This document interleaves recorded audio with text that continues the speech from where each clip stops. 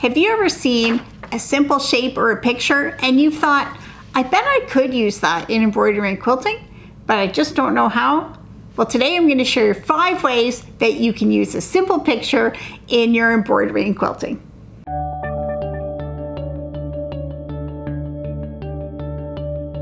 Welcome to Epida Studio. My name is Elizabeth and I help you make beautiful things with quilting, embroidery, and embroidery. And today I'm going to share 5 ways that you can use simple pictures and shapes in your embroidery and quilting projects. Now I have this little picture and this is from my Easy Embroidery Birds pattern, and I just picked this little guy. And so if you're interested in this specific one, you can get that pattern, but these same principles apply to any simple picture. So the first thing you can do, which is really cute, it's adorable, and it's easy to do, is just stitch that picture in backstitch. Backstitch is an embroidery stitch that is easy to do, and it is really effective in something like this. And I've just picked some different colors and I made this little bird, and I just think it looks adorable in backstitch. But of course, if you want to go beyond backstitches, then you can do it with more complex stitching. Now in this one, I filled in the wing. I didn't fill in the head and the body, although I could have. I just used herringbone stitch around the head and the belly.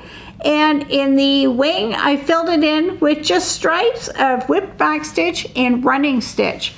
And then I've used backstitch for the little feet and satin stitch for the beak. And I think this one is a little bit fancier than this one, but it's still not super difficult. But you can be as elaborate as you want with your embroidery stitches. You could fill in the whole thing with thread painting.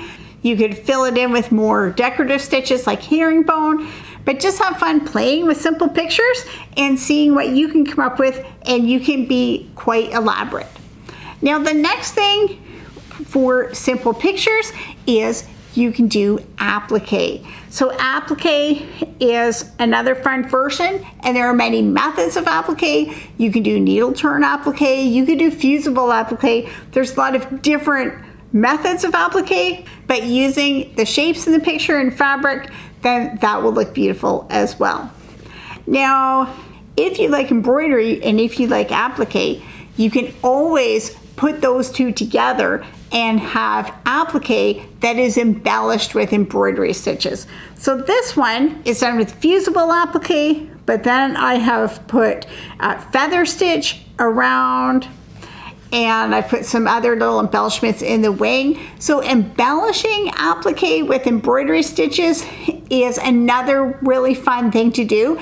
And this can really personalize it and make it look much fancier than just the plain picture. And then if you don't have a lot of time or you don't want to put that effort into it, but you do want more color, then you can always embellish it with other medium such as crayon or fabric paint or something like that. So with this one, I just have backstitch around the edge, so it's just like this one, but I filled it in with crayon.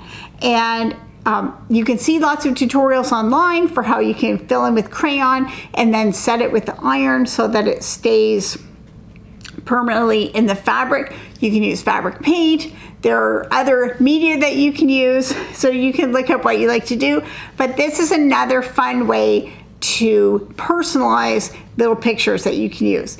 And once you have these done, you could frame these, you could use them in a quilt. You can do a lot of fun things with your little stitching pieces that you've made. So if you're looking for the picture of this cute little guy, you can find that in my pattern, Easy Embroidered Birds. And if you're looking for tutorials for how to do some of these decorative stitches, you can find that and a lot more at my website, epidastudio.com.